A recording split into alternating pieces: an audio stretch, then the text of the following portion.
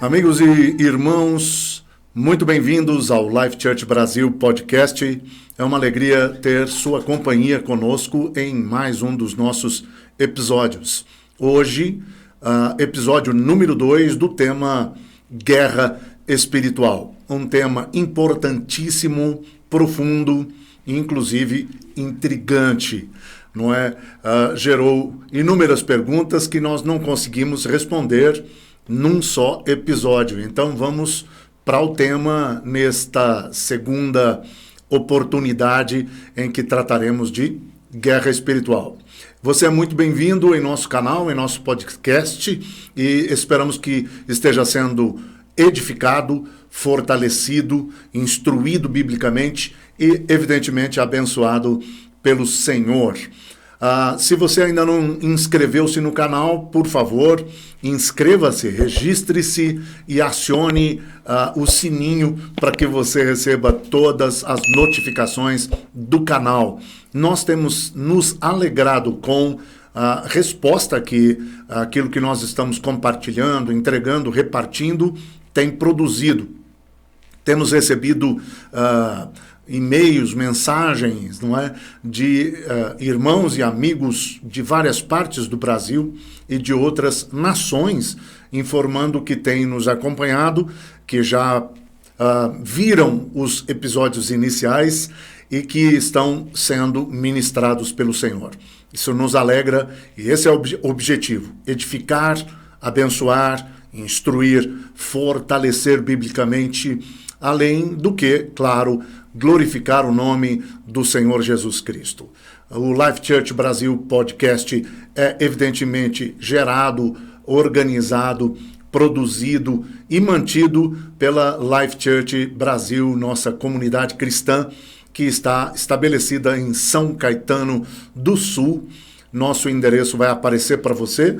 Estamos na rua Visconde de Inhaúma, número 844, numa sobreloja, e você é muito bem-vindo para estar conosco no bairro Oswaldo Cruz, em São Caetano do Sul. Nós nos reunimos às quintas-feiras, a partir das 8 da noite, e os nossos domingos de vida, o nosso Sunday Life, é todo domingo às 10 horas da manhã. Estamos esperando pela sua visita e queremos, claro, que o episódio de hoje chegue ao seu coração de maneira muito edificante e muito abençoadora. E se isso ocorrer, por favor, compartilhe com outros, reparta aquilo que você também está recebendo. E isso é uma forma de multiplicarmos, não é, os ensinos das Escrituras Sagradas. Multiplicar as sementes, e isso, evidentemente, multiplica os frutos. Então, para os próximos episódios, nós inclusive queremos sua sugestão a respeito de que assunto você gostaria de nos ver dialogando, não é, mergulhando juntos aqui nas Escrituras Sagradas. O nosso WhatsApp da Life Church Brasil, para que você se comunique conosco, é o 11, o DDD 11 976 91 6908. Ele vai aparecer para você aí no vídeo e então entre em contato conosco, faça sugestões de temas que você considera relevantes, importantes, necessários e também já envie perguntas. Sua participação é sempre muito bem-vinda. Novamente comigo, o Pastor Bosco, para que a gente comece a fluir aqui na nossa discussão, digamos assim, acerca do tema nesse segundo episódio sobre guerra espiritual. Pastor Bosco, bem-vindo de novo. Gratidão, mais uma vez, por participar. Fantástico. Hoje essa continuação promete, então esperamos que alcancemos mais vidas ainda. O ensino é muito intrigante e importante. Maravilha. Então vamos para o nosso hall, o nosso bombardeio de perguntas para o episódio de hoje, começando, claro, pela que é subsequente à última que nos foi feita no episódio anterior. Isso, vamos lá. Esta inicial aqui do episódio 2 traz como base o texto de 2 Crônicas, capítulo 20. Envolve ali o rei Josafá e a invasão, né, que Judá sofreu. E a pergunta com base nesse texto, adoração é uma ferramenta de batalha espiritual? E já acrescentando, considerando que sim, quais as melhores armas ou ferramentas de batalha espiritual, apóstolo Davi? Maravilha. Pastor Bosco e amigos e irmãos, essa é uma pergunta bastante pertinente, não é? Porque, a bem da verdade, toda guerra espiritual gira em torno de adoração, não é?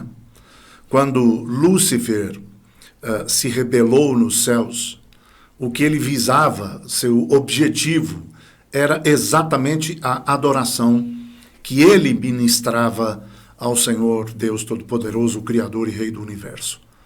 Todas as coisas começam, portanto, no sentido de conflitos espirituais, a partir do desejo que nasceu no coração de Lúcifer por ser adorado. Quando Lúcifer intenta contra o trono, na verdade, melhor colocado, é importante inclusive que se diga, nós imaginamos que houve uma guerra nos céus, né? E eu costumo descrevê-la de forma um tanto quanto engraçada, não vou fazê-lo aqui, mas eu costumo dizer que Lúcifer, criado para adoração, regente da adoração nos céus, o querubim da guarda, não é? O ser angelical mais próximo da divindade de Deus e, portanto, envolvido em sua glória, em sua presença, era ministro de adoração, dominava a música como ninguém, porque, de acordo com Ezequiel, capítulo 28, no dia em que a música nasceu, instrumentos musicais foram gerados pelo Senhor na eternidade, também Lúcifer foi criado para reger a música, para ministrar a adoração, não é? E eu costumo declarar que Lúcifer tornou-se tão íntimo da música, não é? Tão íntimo da adoração, que passou a gostar mais da adoração do que do Deus para quem a adoração fora criada e a quem a adoração é devida única e exclusivamente. Então, ele deixa de adorar a Deus e passa a adorar a adoração. E desejando-a, então ele planeja e consegue contaminar com os seus objetivos, com os seus anseios, a terça parte dos anjos, não é? Que havia nos céus, inúmeros, incontáveis, digamos, não é? E então, imagina-se que a partir daí houve um complô, houve um levante nos céus, e que, enquanto isso, na sala de justiça, sim, não é? Deus, Pai, Filho e Espírito Santo, preocupadérrimos, se reuniram dizendo, e agora quem poderá nos socorrer? Sim, impossível. Né? Isso é impossível, isso nunca ocorreu, não é?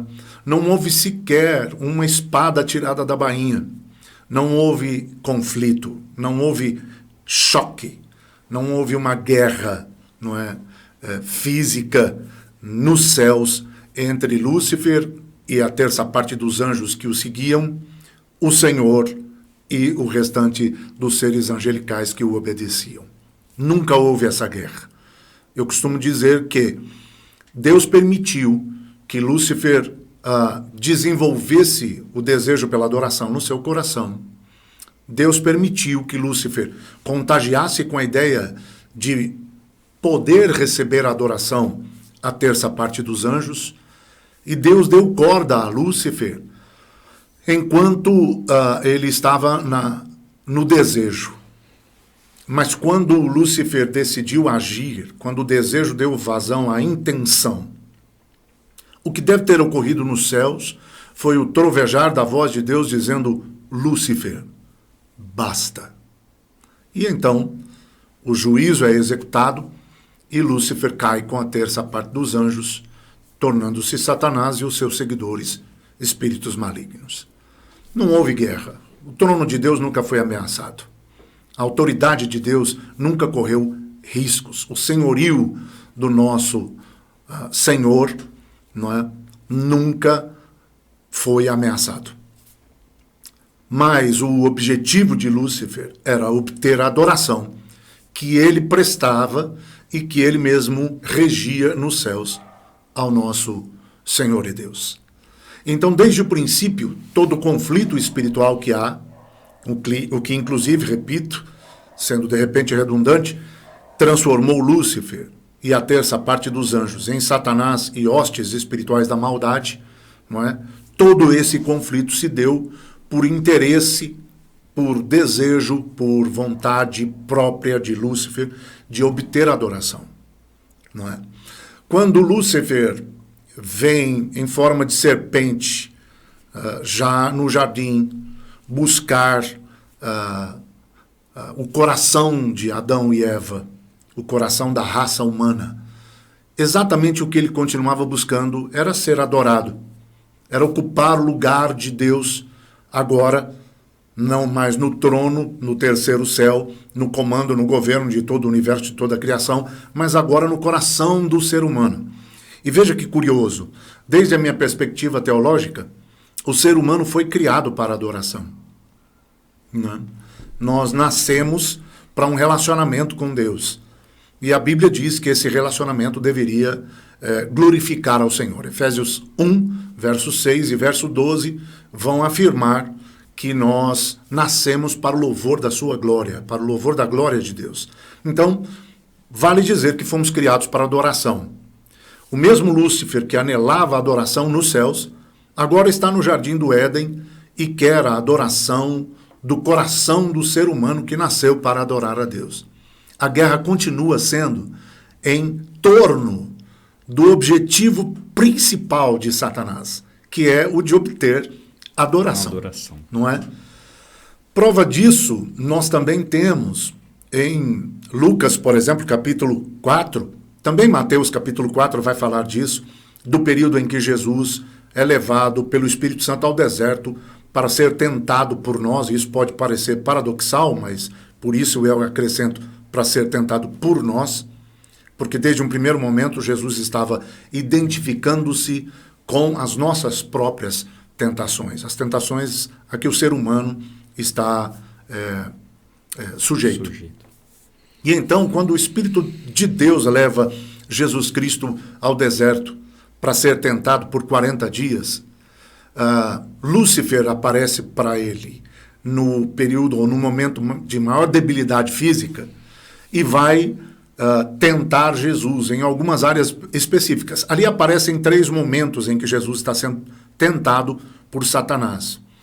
Número 1, transforme a pedra em pão, não é? Se você é filho de Deus. Número 2, se você confia em Deus, jogue-se daqui do alto do muro do templo lá para o abismo, não é? E Deus vai te guardar, dará ordens aos seus anjos. Lúcifer é terrível. Cita a Bíblia. Né? Ele cita a Bíblia para fazer tentações. Né?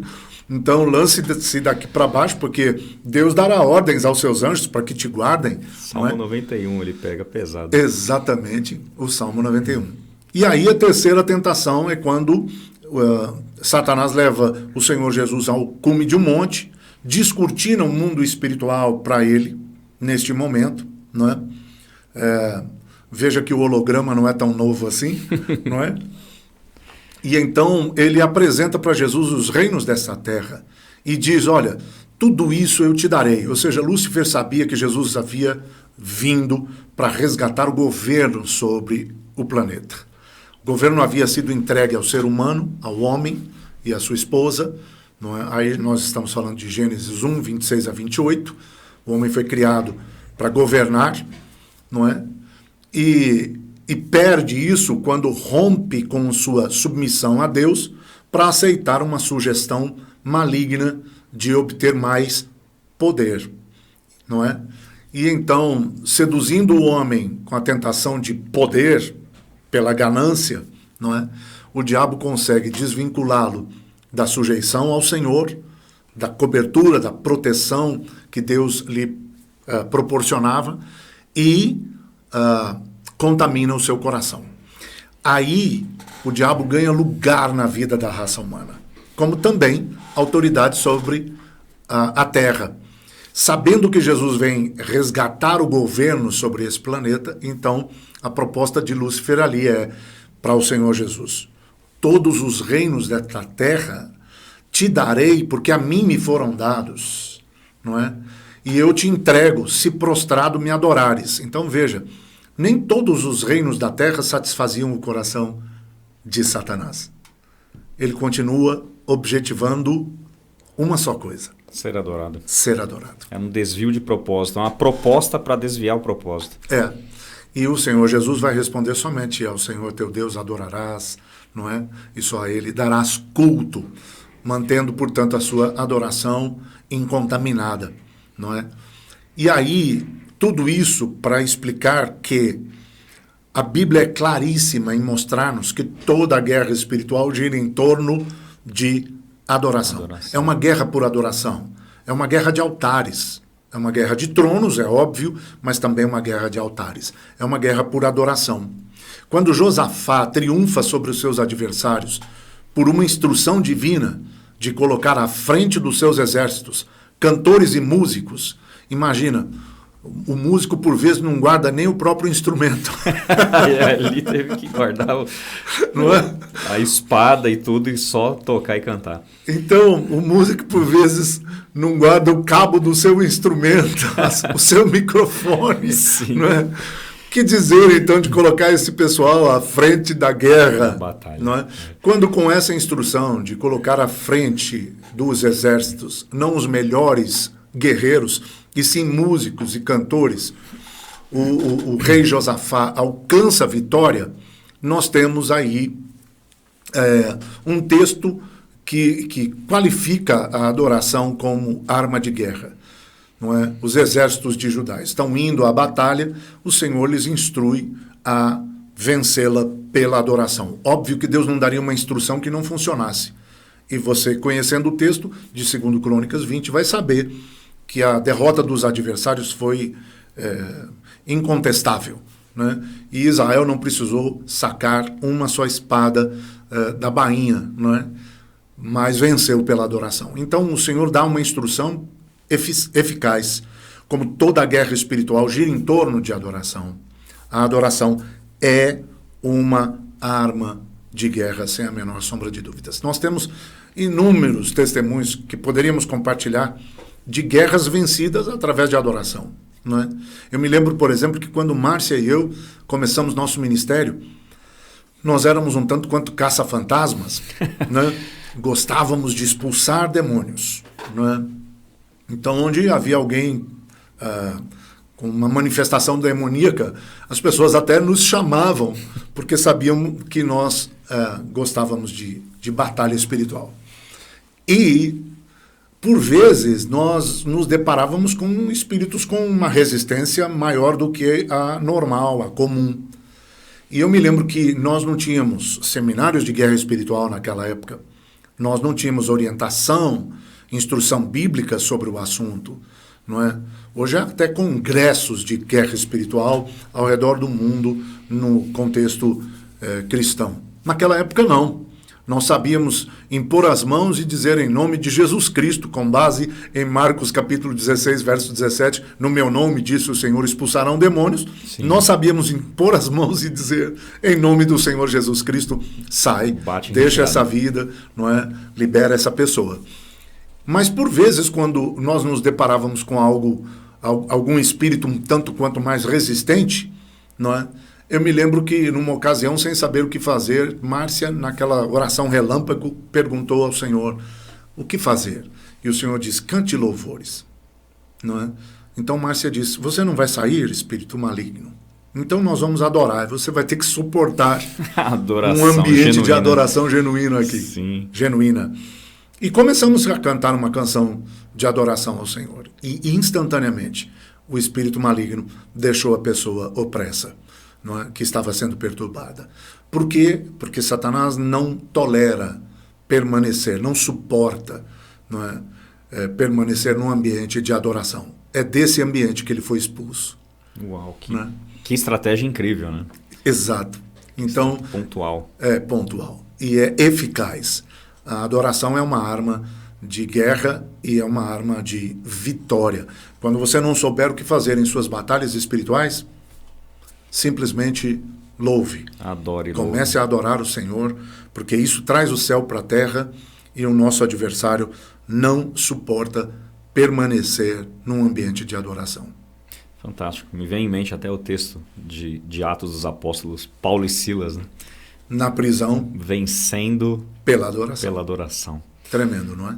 Tremendo. Glória a Deus. Vamos lá. Aqui fala que, então, uma vez considerando que existe, já foi comprovado, né, biblicamente, no primeiro episódio, agora, na segunda etapa deste mesmo tema, então, considerando que existe essa batalha espiritual, a gente pode entender que há retaliação em uma guerra espiritual. Então, um cristão que se coloca, a pergunta é essa, um cristão que se coloca em brecha em favor de outras vidas, intercedendo, orando, jejuando, entrando em guerra com e por alguém, ele pode sofrer realmente retaliação espiritual? Existe base bíblica para afirmarmos que há uma retaliação por parte do inimigo quando ele está sendo enfrentado? Que boa pergunta.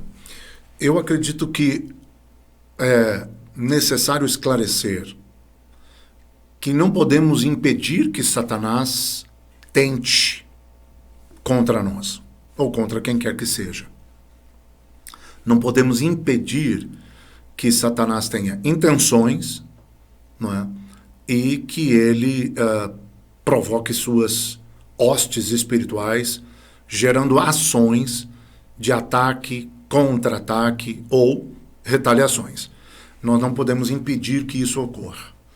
Mas é preciso saber que nós não temos que sofrer os ataques, contra-ataques ou retaliações das trevas. Pelo contrário, nós é que somos uma ameaça para Satanás, né? Quando Jesus Cristo disse que iria edificar a sua igreja, falando aos seus discípulos, em Mateus capítulo 16, ele declara que vai levantar sua igreja, estabelecer a sua igreja, e as portas do inferno não prevalecerão contra ela. Durante muito tempo nós sofremos um ensino equivocado a respeito disso. Verdade. Nos ensinavam que a igreja foi estabelecida e as portas do inferno não prevalecem contra ela porque as portas do inferno estão atacando, mas ela está protegida. Não, isso não é Bíblia, isso não é o que Jesus declarou, isso é história dos 3 porquinhos, né? Nós estamos guardados pelo Senhor numa casa fortalecida, não é? Enquanto lá fora o lobo está dizendo, eu vou soprar e derrubar a sua casa. É o inverso. É o inverso. Quando Jesus declara, as portas do inferno não prevalecerão contra a minha igreja, isso não nos põe na defensiva, isso nos põe no ataque. Quais portas não prevalecerão? As do inferno. Significa que tombarão. Portanto, quais portas estão sofrendo violência? As do inferno. Isso nos põe no ataque. E isso nos torna uma ameaça para Satanás e suas hostes, né? Nós, portanto, precisamos entender que nós temos autoridade sobre o adversário. Romanos 16:20 diz que o Deus de paz esmagará Satanás debaixo dos nossos pés. Esse é o único lugar em relação a nós que Deus disse ser apropriado para Satanás. Sim. Debaixo dos nossos pés, não é? Também é importante lembrar 1 João 5,18, se não me trai a memória nesse momento, que o Senhor declara, através do apóstolo João, aquele que é nascido de Deus nos guarda. Ou seja, Jesus Cristo. Jesus Cristo, nascido de Deus, nos guarda. E o maligno não nos toca. Então, veja, não podemos impedir que o inimigo queira nos atacar. Não podemos impedir que o inimigo tenha a intenção de nos atacar. Não podemos impedir que o inimigo nos ataque, que ele mobilize seus exércitos contra nós. Não podemos impedir que haja ataques, contra-ataques e até retaliações. Mas o Senhor está dizendo que Satanás está debaixo dos nossos pés. O Senhor está dizendo pelas Escrituras Sagradas que o maligno não deve nos tocar. O Senhor está dizendo que nós estamos no ataque, nós é que somos a ameaça. e as portas do inferno é que não vão prevalecer. E ainda mais, Lucas 10:19, o Senhor vai nos dizer: eis aí, vos dei poder e autoridade, não só poder, mas poder e autoridade para pisar serpentes e escorpiões, que são sinônimos de principados e potestades, e toda a força de Satanás. Então, repetindo, fazendo a colocação como ela deveria de ser interpretada, o Senhor está dizendo: eu dei a vocês poder e autoridade para pisar serpentes e escorpiões e toda a força de Satanás, e nada, absolutamente, vos causará dano. Portanto, não podemos impedir que o inimigo queira e tente, com ataques ou retaliações. Mas, pelas Escrituras Sagradas, nós podemos impedir que os seus objetivos sejam alcançados. Então, é importante entender, ainda dentro dessa pergunta, que se Deus me manda evangelizar você, os inimigos que não querem a sua salvação podem até querer me atacar, mas não alcançarão êxito. Por quê? Porque senão Deus estaria nos expondo, não é? Gratuitamente à guerra espiritual sem nos respaldar. Então, se Deus me mandou evangelizar, os espíritos que são contrários à salvação das pessoas que eu irei evangelizar podem querer retaliar, mas não obterão sucesso nos seus intentos, porque Deus é quem nos enviou para. E, portanto, Deus nos respalda, nos protege, nos dá retaguarda no cumprimento da missão. Não é? Agora, eu destacaria ainda Efésios 4:27, que diz: não deem lugar ao diabo. E aí, sim, é onde as pessoas que lidam, por vezes, com guerra espiritual, tropeçam. Porque dizem: eu fui evangelizar, por exemplo, não é, no presídio, e a pressão era tão forte, agora eu estou doente, estou de cama. Houve retaliação. Ora, você foi evangelizar no presídio por um comando divino? Então, Deus deveria estar te guardando. Não faz sentido você obedecer a Deus e Deus te entregar nas mãos dos seus adversários. Agora, você foi evangelizar ou foi envolver-se em alguma guerra espiritual, não é? Territorial, em favor de vidas, em favor do avanço do reino, sem nenhum comando dos céus, sem nenhum direcionamento de Deus, aí você está se expondo a retaliações. Não, esse ponto eu estou embasbacado, porque é incrível, pastor. O senhor está dizendo, em outras palavras, com base bíblica, é que nós estamos em uma perspectiva muito diferente do que a maioria imagina. A gente está em perspectiva de ataque, em primeiro lugar, e não de defesa. Correto. É como se, traduzindo para um jogo de futebol, o jogo não está empatado. A gente está ganhando de goleada e o adversário está preocupadíssimo que o jogo vai acabar e a vitória já é garantida. E olha que nós já estamos no segundo tempo da prorrogação. Então, não vai ter pênalti. E não vai ter pênalti. Acabou. Não, fantástico, fantástico. É uma chave extraordinária para o cristão usar. E quantos não fazem uso, né? Exatamente. Muitos não fazem uso. Apanham do inimigo, né? Apanham. Nós, na grande maioria, na maioria esmagadora de nós, cristãos evangélicos, estamos vivendo muito aquém do que o Senhor conquistou para nós, do que as Escrituras nos prometem, do que os planos e propósitos de Deus designam a nós. Estamos vivendo muito aquém do que poderíamos. Não é? Porque desconhecemos, inclusive, guerra espiritual. E porque também, por vezes, metendo-nos a fazer guerra espiritual, botamos os pés pelas mãos, fazemos o que Deus não mandou, e aí esbarramos em umas questões como essas. Retaliações existem? Existem. O adversário vai querer contra-atacar. Não podemos impedir que ele ataque, e não podemos impedir que ele contra-ataque, que ele queira retaliar. Mas nós temos como fazer com que isso não funcione.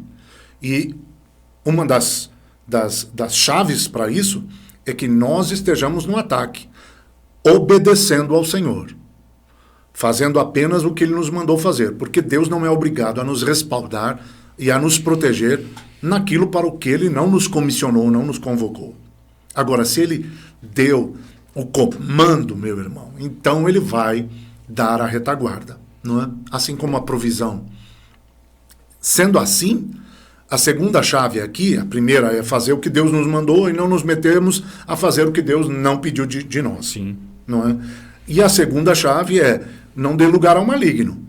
Porque se você vai para uma guerra espiritual, não é?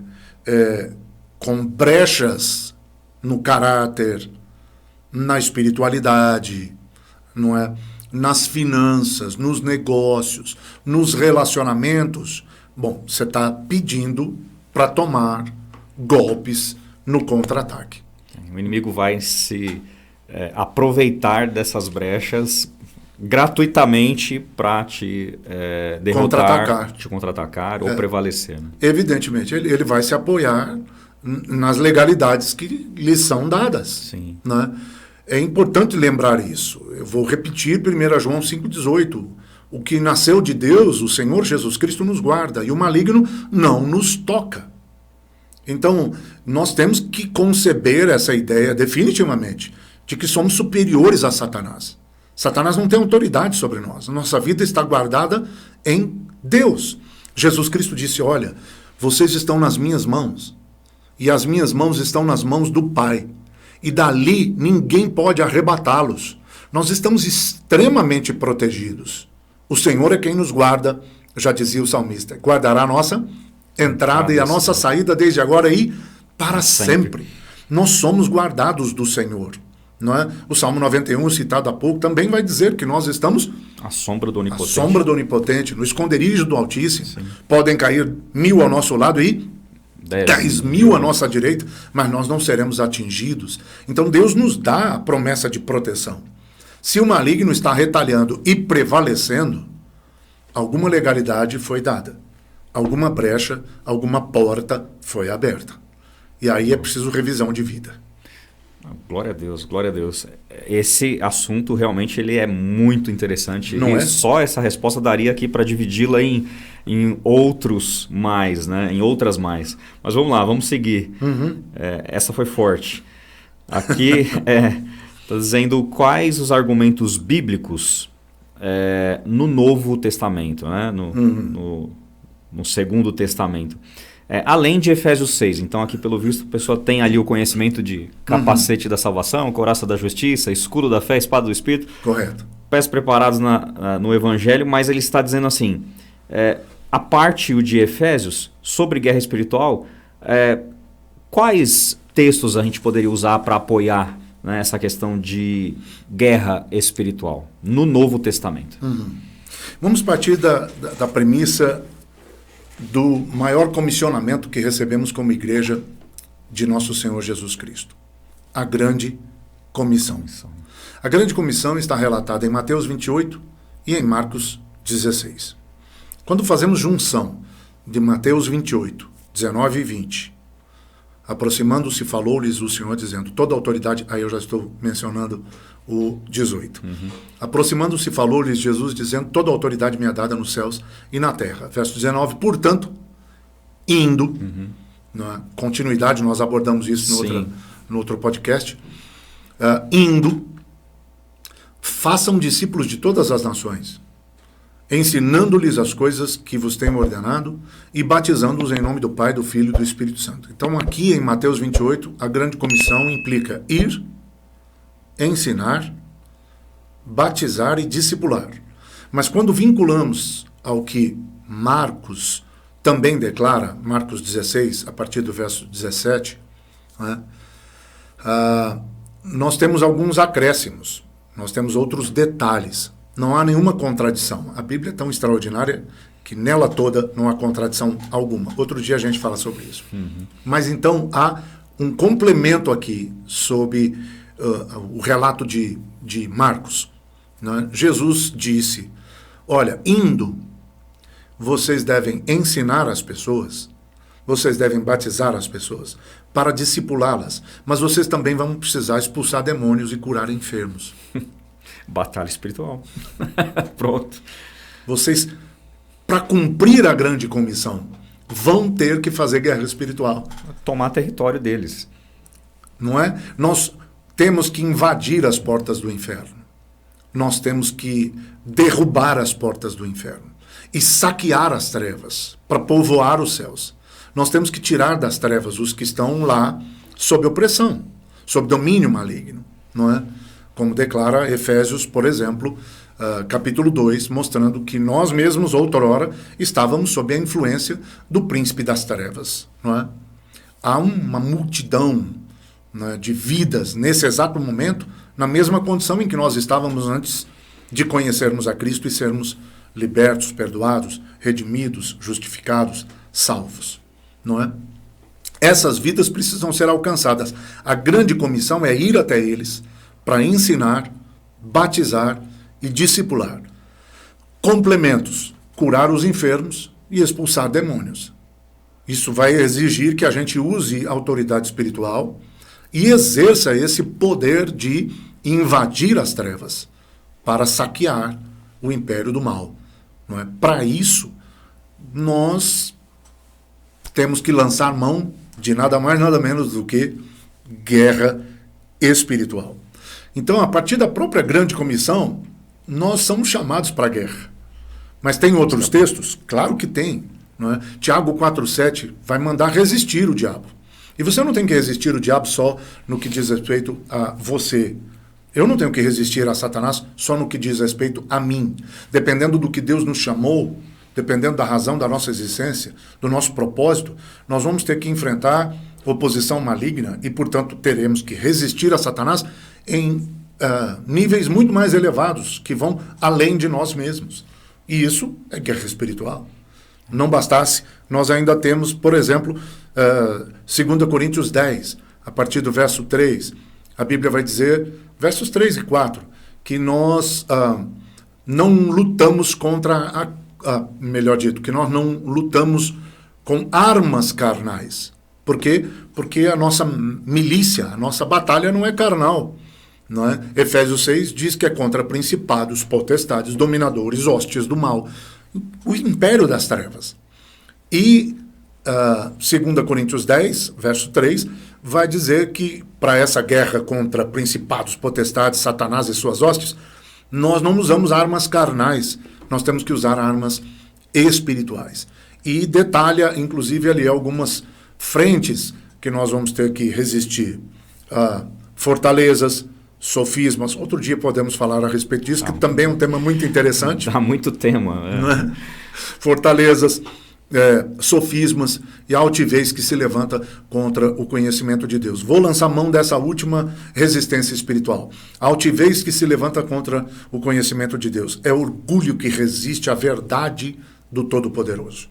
Então, se eu vou evangelizar um lugar onde esse orgulho é evidenciado, se eu vou evangelizar uma pessoa onde esse orgulho é presente, esse orgulho contra a verdade de Deus, esse orgulho que faz com que alguns rejeitem a existência, inclusive, de Deus. Se eu vou enfrentar isso, eu vou ter que usar armas espirituais. E, portanto, isso diz que nós estamos em guerra espiritual. Já são muitos textos, né? Jesus enfrentou o tempo inteiro esse tipo de oposição à palavra. Né? Usando a palavra. Né?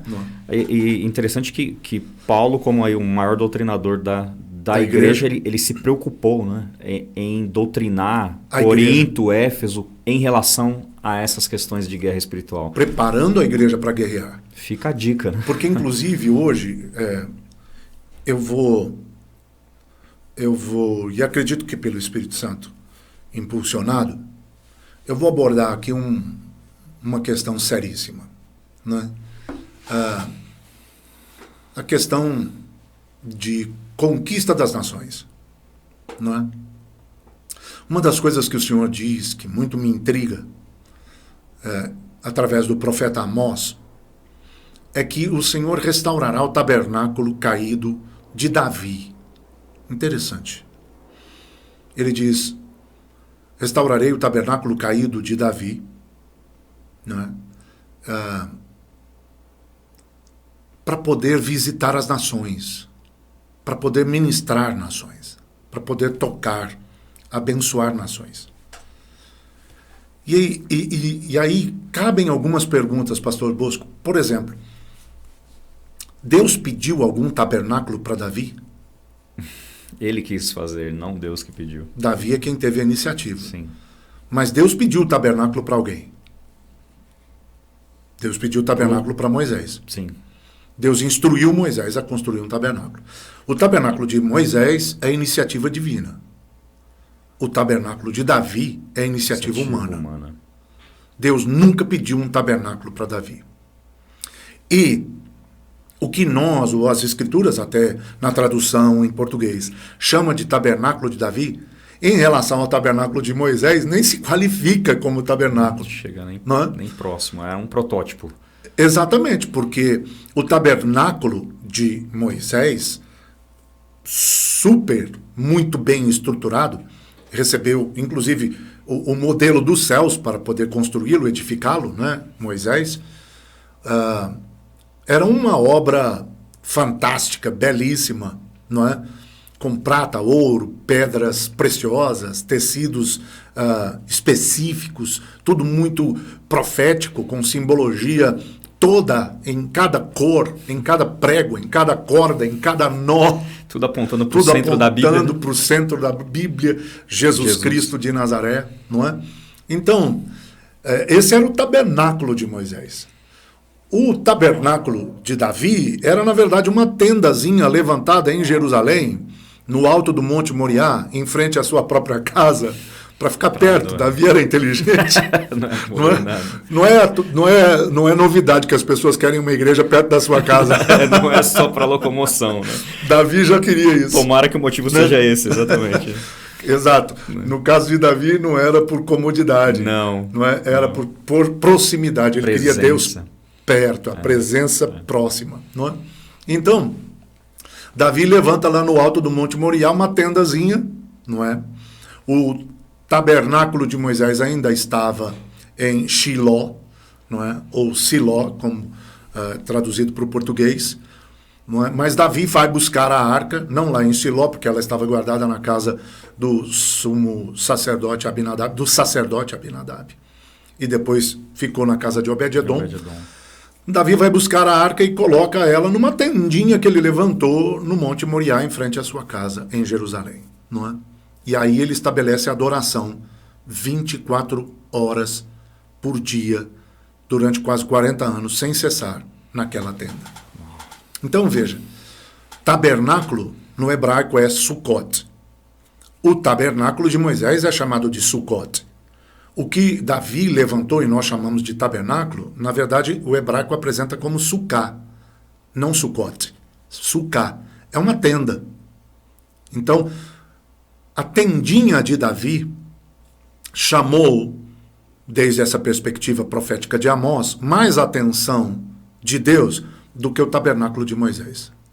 Porque no tabernáculo de Moisés tudo era ritualístico.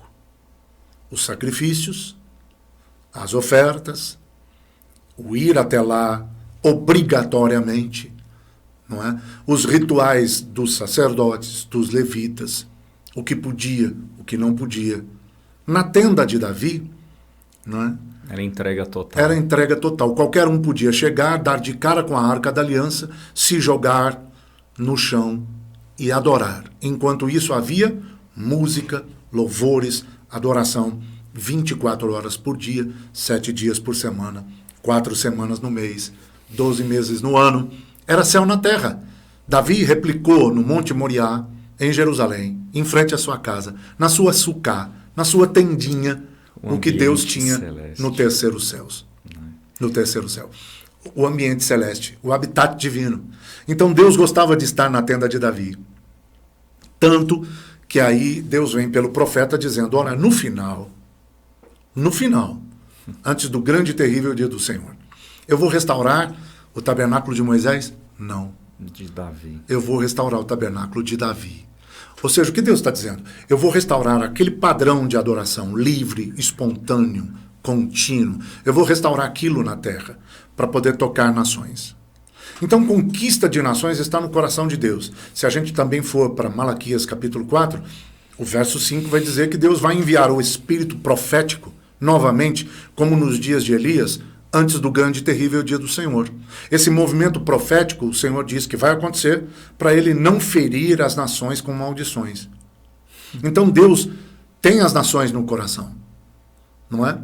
Ele disse, inclusive, para o próprio Senhor Jesus Cristo, Salmo de número 2, pede-me e eu te darei as nações por herança. Né? Então, as nações estão no coração de Deus, Deus quer entregá-las a Jesus Cristo. Jesus Cristo veio resgatar os reinos deste mundo. E conquista de nações, que é o tema, um dos temas que nós vamos abordar na nossa conferência Liderar. Anote, guarde a data, 14, 15 e 16, teremos a conferência Liderar, uma conferência para pastores e líderes que nós realizamos há anos, há mais de uma década, e que vai agora para a sua 14ª edição, 14, 15 e 16 de novembro de 2024, na cidade de São Caetano do Sul. Você pode obter mais informações pelo Instagram. Basta procurar no Instagram Conferência Liderar. Conferência Liderar. @Conferência Liderar. Você vai encontrar informações, daqui a pouco as inscrições vão estar abertas, vagas limitadas, garanta a sua no primeiro lote para não pagar mais caro e para não perder a vaga. Nós estamos acreditando que as 300 vagas vão se esgotar no primeiro lote. É uma conferência para pastores e líderes e nós vamos abordar o tema de liderança transformacional. Ainda está intrínseca a intenção de Deus, não é, nas Escrituras, de nos entregar às nações. Fazei discípulos de todas as nações. Portanto, conquista de cidades, conquista territorial, conquista de nações, é algo que demanda guerra espiritual. Nós não vamos atingir os objetivos se não nos tornarmos bons guerreiros espirituais, bons soldados desse exército conquistador, que implanta, que estabelece, que estende o reino de Deus sobre a face da terra. Nós precisamos aprender com as Escrituras a fazer guerra espiritual no âmbito pessoal, para vencermos a Satanás no que diz respeito a nós mesmos. No âmbito familiar, para vencermos os ataques do maligno contra nossas famílias. Para vencermos a Satanás no âmbito profissional, no que diz respeito a nossos sonhos, nossas finanças, nossa saúde, nosso ministério. E também teremos que aprender a guerrear pelas nações da terra. Nós temos que entender Paulo dizendo à igreja, precisa saber de guerra espiritual. O alimento hoje está sólido, né? A gente está mergulhando. O tema é empolgante. Fantástico, fantástico. E indispensável. Esse eu acho que vai ser para assistir umas 2, 3 vezes o mesmo podcast para extrair tudo. Porque eu estou aqui tentando guardar para depois anotar, porque não dá para anotar enquanto o senhor fala, que senão eu perco. E mas compartilhem, né, Pastor Bosco? Compartilhem, né? Inscreva-se no canal, acesse o sininho para receber as notificações e compartilhe, né? Para não deixar esse ensinamento, essas verdades bíblicas, essas revelações pararem só em você, né? Exato. Muitos cristãos têm essa mania, né? Eu já estou salvo, já estou garantido, paro por aqui, enfim, mas tem que ser... E o Senhor continua gritando, mas indo, façam discípulos de todas as nações. Tem que trazer outros para o nosso lado. Cabe mais uma pergunta? Eu acredito que ainda temos tempo. Tem? Então, vamos lá. A próxima diz assim: podemos vencer uma guerra espiritual em confronto com as potestades, os principados, sem ter visão aberta das trevas? Utilizando somente, por exemplo, a arma da adoração? Sem ter visão aberta, ou seja, sem enxergar o maligno, efetivamente o que está acontecendo no mundo espiritual? Tá bem. Bom, eu não preciso ver Satanás para saber que ele existe. Na verdade, eu sei que ele existe e não quero vê-lo. Se Jesus disse que ele é adversário, para mim basta. Ele é adversário, isso basta. Acabou. Isso é suficiente. Sim, né? Não preciso vê-lo. Nem quero. Não é? Agora, claro que visão aberta, por vezes, auxilia e muito, não é? Durante muito tempo, nas minhas viagens apostólicas pelo Brasil, pelas nações, quando estava nos ares não é? Ainda dentro do avião, ou por vezes pousando, às vezes saindo do aeroporto, ou então andando pelas ruas das cidades. De alguma maneira, numa dessas situações, por anos o Espírito Santo sempre me mostrava qual espírito maligno, qual principado ou potestade requeria autoridade, direitos legais sobre aquela cidade. Às vezes, chegando numa igreja, o Senhor me mostrava que espírito maligno requeria autoridade sobre o bairro em que a igreja estava localizada. Não é? E então, eu nunca tive uma visão aberta, mas o discernimento de espíritos era um dom aguçadíssimo, ainda é, graças ao Senhor, um dom aguçadíssimo no meu ministério, na minha experiência de vida cristã. Não é? E embora eu não tivesse visão aberta, o discernimento de espíritos era uma ferramenta que Deus me agraciou para usar e saber com que tipo de guerra espiritual nós estávamos lidando, não é? Mas conheci pessoas que tinham visão aberta e sabiam, inclusive, definir onde é que o maligno estava presencialmente, não é? Isso é uma ferramenta extra, não é? Importante? Sim. Válida? Muitíssimo. Indispensável? Não. Pelo simples fato de que, é o que você acabou de abordar, Jesus disse que nós temos um inimigo. Então isso basta para ter que confrontá-lo, para ter que resisti-lo, para ter que guerrear contra ele. Eu não preciso vê-lo. É um inimigo invisível, mas é um inimigo a ser combatido. E é um inimigo vencido. Portanto, nós temos que assegurar nossa vitória, nosso poder, nossa autoridade sobre ele. Mas se você tiver a ferramenta da visão aberta concedida pelo Espírito Santo, ótimo, maravilhoso, um elemento a mais para a vitória, para o exercício da nossa autoridade na guerra espiritual. Fantástico, né? Fantástico. Eu não vou nem fazer mais algum comentário aqui, porque vontade não falta. Para a gente tentar pelo menos mais um aqui, que é sobre o mesmo assunto, mas dizendo, acho que a gente tem basicamente 5 minutos, eu creio. Vamos lá. A guerra espiritual é apenas contra espíritos malignos ou também abrange intenções humanas, cultura de um lugar e etc? Acho que vem em linha até com o que o senhor colocou, né? Das nações, quando o senhor estava ali para aterrissar, Deus te dava esse discernimento. Isso se manifesta até aqui no natural, né? A gente vê facções, por exemplo, muito conhecidas, né? Aqui em São Paulo, no Rio de Janeiro, que organizam as coisas na cidade, territorialmente, para dominar. E o mundo espiritual é mais real do que a gente possa imaginar, né? Então, sem sombra de dúvidas. Aqui é contra espíritos ou contra intenções humanas também? Pois é, o grande detalhe é que as intenções humanas maléficas, prejudiciais, não é? Normalmente são de origem espiritual. Né? Podem ser produto de uma distorção de caráter, um desvio de caráter, uma falha de caráter. Podem ser frutos de carência humana, de debilidades ou deficiências emocionais, não é? Carências emocionais. Claro, podem. A maldade humana pode ser gerada pelo emocional humano afetado, pelo caráter humano desconstruído, por uma má formação da sua identidade. Não é? Motivos e pontos de partida não faltam. Porém, normalmente, há uma ação maligna por trás daquilo que nós chamamos, inclusive, de malignidade. Não é? Há uma ação maligna por trás de intenções ruins, más. Não é? Há uma intenção maligna ou uma ação, uma influência maligna por trás de crimes, por trás da violência, por trás de ações, não é? Que a gente podia considerar humanas, mas que, na verdade, tem origem nas trevas.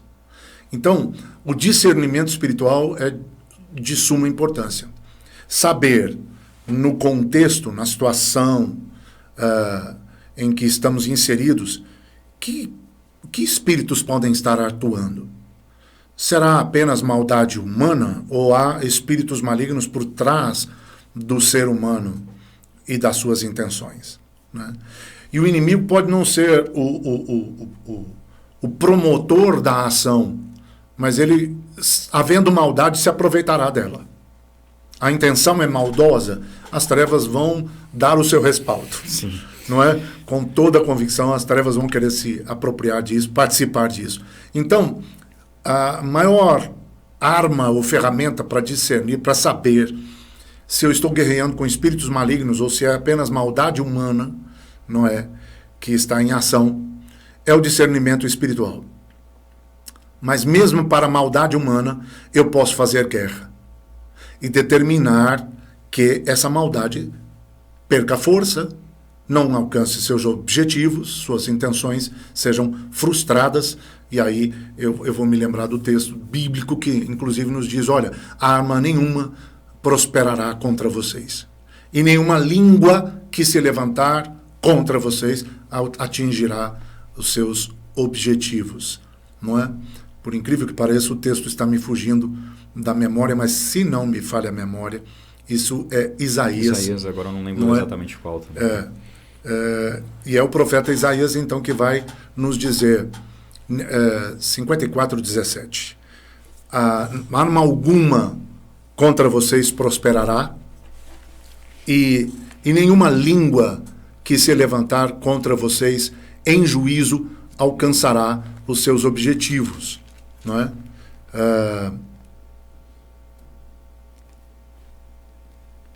Vamos conferir aqui para não eu citei 54:17, é isso mesmo. 54:17. Então, demorou o download aqui, mas o texto veio. Então, o Senhor está dizendo que nenhuma arma, e nós sabemos que nós não temos que usar armas espirituais, armas carnais e sim espirituais, 2 Coríntios 10:3. Nós sabemos que não temos que lutar contra carne e sangue, mas a guerra é espiritual. Então o Senhor está falando que nenhuma arma forjada contra nós, guerra espiritual, armas espirituais. Nenhuma arma forjada contra nós nos alcançará. E nenhuma língua que se levantar contra nós atingirá seus objetivos. Língua é coisa humana. Então Deus está falando de guerra espiritual, mas também está falando de intenções humanas que podem ser contra nós. São usadas como instrumento. E são usadas pelo adversário contra nós. Nenhuma dessas coisas deve nos atingir. Nós podemos fazer com que a autoridade do nome e do sangue de Jesus Cristo nos seja favorável em toda e qualquer situação. Em guerra espiritual ou mesmo em intenções humanas contra nós e que são maléficas, que são más. Não é? Glória a Deus. Bendito seja o Senhor. Devolvo para o Senhor. Realmente a gente não vai conseguir abranger todas, mas eu acho que ficou bem mais do que respondido, explicado. Devolvo para ti a palavra. Maravilha. Eu acho que ainda para fechar, dentro dessa pergunta, o Salmo 140, verso 1, traz uma oração, um pedido do salmista. Ele diz assim: livra-me, Senhor, do homem perverso, guarda-me do homem violento. Então, é óbvio que eu posso orar, não é? Até num âmbito de guerra espiritual, para que Deus me livre de pessoas más intencionadas. Que Deus nos guarde de gente que, inclusive, pode ser usada pelo inimigo contra nós. Não é? A vitória está garantida, isso é de suma importância. E me parece que também alguém havia perguntado que salmos abordam guerra espiritual, não é? E nós temos, essa pergunta parece que nos chegou. São diversas, né? Mas essa é... Como também tem chegado mensagens do Amazonas, do Pernambuco, do estado de Goiás, do Rio de Janeiro, do estado de Paraná. Nós temos recebido mensagens de vários lugares e isso nos alegra. Envie para nós suas perguntas, suas mensagens, não é? E sugestões de temas. Então, quando alguém pergunta que salmos, bem, nós temos o Salmo 144, verso 1, né? o verso 1 diz: bendito seja o Senhor, rocha minha, que adestra as minhas mãos para a batalha e os meus dedos para a guerra. Então, é um salmo em que a gente pode se basear para pedir: Senhor, ensina-me a guerrear, adestra as minhas mãos para a batalha e para a conquista. Né? O Salmo 20, verso 5 diz: celebraremos com júbilo a tua vitória, em nome do nosso Deus hastearemos pendões, que são bandeiras. Né? Nós podemos orar: Senhor, levanta a tua bandeira sobre mim, não é? Cobre-me e dá-me a bênção de celebrar a vitória em minhas guerras. Né? O Salmo 20 também no verso 9 diz: ó Senhor, dá vitória ao rei. Então eu posso orar por vitórias, né, ao Senhor meu Deus. O Salmo 18:50 diz: é Ele quem dá grandes vitórias ao seu rei e usa de benignidade para com o seu ungido. Então nós podemos orar em cima de vários textos bíblicos, em cima de vários salmos espirituais, não é? Inclusive em períodos de guerra espiritual. E principalmente. Maravilha.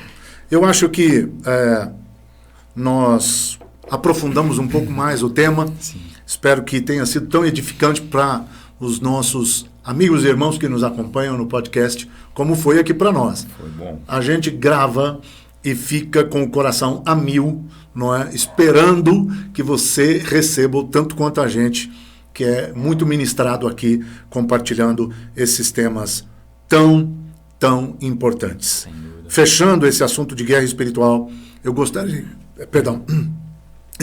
de ressaltar Colossenses 2, 13 a 15, que diz: e a vós outros, que estáveis mortos pelas vossas transgressões e pela incircuncisão da vossa carne, vos deu vida, o Senhor nos deu vida, juntamente com Ele, Jesus Cristo, perdoando todos os nossos delitos, tendo cancelado o escrito de dívida que nos era contrário, ou que era contra nós e constava de ordenanças. O inimigo não tem mais nada em mãos para respaldar suas acusações contra nós. Nós fomos comprados, nós fomos perdoados, não é? E o que era contrário a nós foi rasgado. Aleluia. E ainda diz que o Senhor removeu esse decreto contrário a nós inteiramente, encravando-o na cruz e despojando principados e potestades, publicamente os expôs ao desprezo, triunfando deles, ou sobre eles, na cruz. Que texto, então, hein? esse texto maravilhoso fecha o nosso assunto, mostrando-nos que a guerra existe, mas ela já foi vencida. Bendito seja o Senhor Jesus Cristo, que triunfou sobre os nossos inimigos e rasgou todo o decreto que era contra nós. A vitória é certa, a guerra está vencida. Jesus Cristo triunfou. Bendito seja o nome do Senhor. Fica aqui o convite para você participar dos próximos episódios do Life Church Brasil Podcast. Obrigado, pastor Busco. Que é isso. Que uma maravilha. E vamos terminar com oração hoje, orando eu. Pai de toda graça e glória, nós adoramos o Senhor. Adoramos o Rei Jesus, nosso Messias Salvador. E ao Espírito Santo, nosso conselheiro e fortalecedor. Sim. Reconhecemos que não há outro Deus senão o Senhor. E em adoração, com temor e tremor na tua presença, te reverenciando, declaramos que somos teus. A nossa adoração e a nossa vida, tudo que nos diz respeito, te pertence. Gratos por esse episódio desse podcast sobre um tema tão necessário. E gratos pelas revelações das Escrituras Sagradas, oramos para que o Senhor adestre nossas mãos, unja os nossos dedos, nos treine, nos prepare para a batalha, de maneira que em nenhum embate sejamos vencidos, mas em tudo sejamos, como declara a tua própria palavra, em Cristo Jesus, mais que vencedores, para o louvor da tua glória, e que a tua igreja, Senhor, avance, Senhor, derrubando as portas das trevas, invadindo as trevas, o império do mal e saqueando para que a salvação e a conquista das nações, a expansão do teu reino, o estabelecimento dos teus planos e propósitos sobre a face da terra se tornem cada dia mais evidentes. Tudo isso para o teu louvor, para a tua glória, com gratidão oramos. E que tudo que foi repartido seja instrumento de bênção para todos que têm acesso a esse canal. Em nome de Cristo. Jesus. Amém. Amém. E amém. Amém. Glória a Deus. Aleluia.